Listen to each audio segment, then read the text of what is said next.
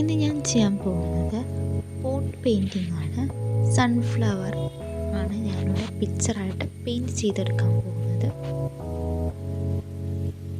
ആദ്യം തന്നെ നമ്മൾ ബ്ലാക്ക് കളർ ഇതുപോലെ പെയിൻറ്റ് ചെയ്യണം.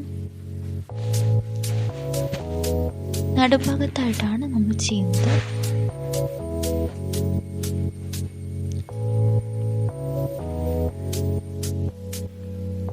അതിന് മുകളിലായിട്ട് യെല്ലോ കളർ ഇതുപോലെ ചെയ്ത് കൊടുക്കുന്നുണ്ട്.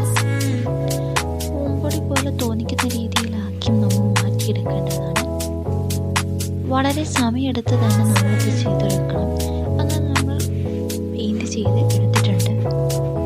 പൂമ്പൊടി പോലെ തോന്നിക്കുന്ന രീതിയിലാക്കി മാറ്റിയെടുത്തിരിക്കുകയാണ്.